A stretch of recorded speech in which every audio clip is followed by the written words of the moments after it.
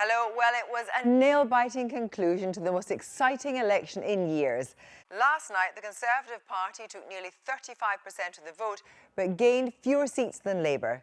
At the final reckoning, Labour of 290 seats, the Tories 270. Just like in 2010, there are no clear winners, and this time the votes are spread even more thinly. The SNP will be delighted with 38 MPs in the new Parliament. UKIP should be moderately pleased with 4. But it was the Liberal Democrats whose worst fears were realised. They have been severely punished for getting into bed with the Tories. Their 25 remaining MPs are left to lick their wounds. In the early hours of Friday the 8th of May, it looked as if David Cameron might actually be able to hold on. After all, it is technically the right of the incumbent to have first try at forming a new government. We've been here since 10 o'clock yesterday evening, following this extraordinary election. But the arithmetic was against him. Tory backbenchers were already talking openly about joining UKIP. Boris Johnson, the newly elected MP for Uxbridge, said that David Cameron had been neutered by numbskulls and the numbers. And it was true.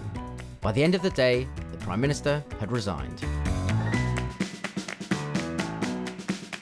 2 weeks passed between election night and the moment Ed Miliband stood on the steps of 10 Downing Street.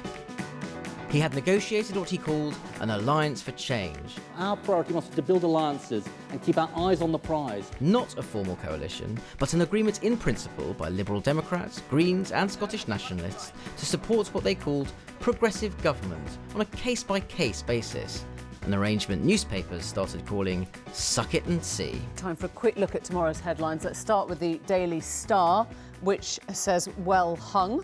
Welcome to the Suck It and See Parliament. That's referring to the so-called Alliance for Change led by that minority Labour government we were discussing. While the Independent goes with Green there, done that. That's the news that Prime Minister Ed Miliband has appointed the Green member Caroline Lucas in his new cabinet.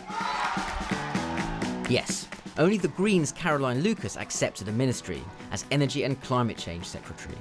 She announced an immediate moratorium on fracking. For the SNP, renewal of Trident was put on ice. So, if the alliance held, Miliband had a working majority of 29. But hold, it didn't. Now, Labour had taken just 31% of the vote, so that's actually second place behind the Tories. So, inevitably, newspapers started referring to the new government as the League of Losers. Soon there were demonstrations. On social media, the badge started appearing everywhere. We are the 69%, which rather predictably became 69ers, that being the percentage of people who had never even voted for Ed Miliband. Nick Clegg had stood down as Lib Dem leader to accept a role as the chair of a new constitutional convention. But he soon clashed with Foreign Secretary Douglas Alexander when he claimed relations with the EU as part of his new job.